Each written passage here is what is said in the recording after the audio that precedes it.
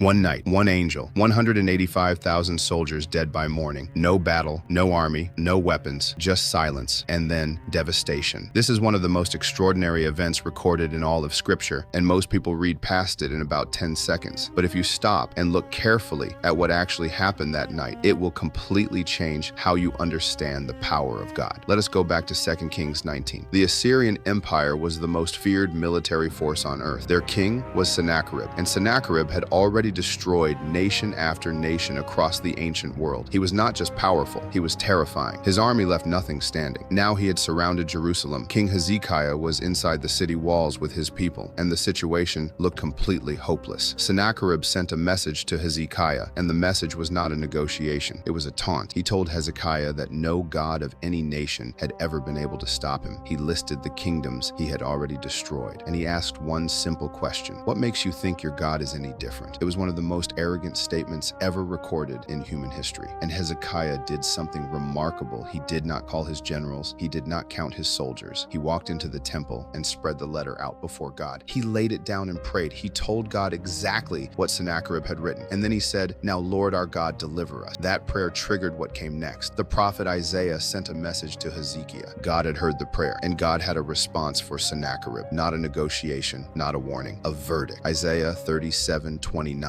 records God's words. "Because you rage against me and your arrogance has reached my ears, I will put my hook in your nose and my bit in your mouth, and I will make you return by the way you came." God was not afraid of the most powerful army on earth, and then that night it happened. 2 Kings 19:35 says, "That night the angel of the Lord went out and struck down 185,000 in the Assyrian camp. When the people got up the next morning, there were all the dead bodies." One sentence, one night, one angel. Now think about what this means. The Assyrian army numbered 185,000 soldiers. These were trained warriors, veterans of dozens of campaigns, the most feared fighting force in the ancient world. And a single angel moved through their camp in one night, and every single one of them was dead by morning. No one heard it happen. No alarm was raised. No survivor ran to warn anyone. They simply went to sleep as soldiers and never woke up. Now here's the question that most people never stop to ask. Which angel was this? The Bible uses a specific title, the angel of the Lord. In Hebrew, Malach Yahweh. This is not just any angel. Throughout the Old Testament, the angel of the Lord appears in ways that are unlike any other angelic messenger. He speaks as God in the first person. He receives worship. He says things like, "I am the God of your father." No ordinary angel does this. Ordinary angels in Scripture refuse worship and redirect it to God, but the angel of the Lord receives it. Many Bible scholars believe the angel of the Lord in the Old Testament is a pre-incarnate appearance of Jesus Christ himself, the Son of God moving through human history before the incarnation, before Bethlehem, before the manger, already present, already acting, already protecting his people, if that is true. Then the one who moved through the Assyrian camp that night was the same one who would later walk into Jerusalem not as a warrior, but as a servant, not to destroy an army, but to be destroyed himself on a cross. The same power that killed 185,000 soldiers in one night chose to be nailed to wood and die for the sins of the world. Think about that. Sennacherib woke up the next morning to find his entire army dead. He returned to Nineveh, and there, in the temple of his own God, his own sons killed him. The man who mocked God and asked what God could stop him died in the house of a God that could not even protect him. God answered arrogance with silence, and then with one angel in one night. Hezekiah spread that letter before God. He brought his impossible situation and laid it down in prayer, and God moved in a way that no army could have predicted and no enemy could have survived. The same God who sent that angel is still the same God today. The same power, the same response to arrogant opposition, the same faithfulness to the prayers of those who bring their impossible situations and lay them down before him. If this video showed you something new about the power of God, please like it and share it today, and follow for more Bible stories that most people have never fully understood.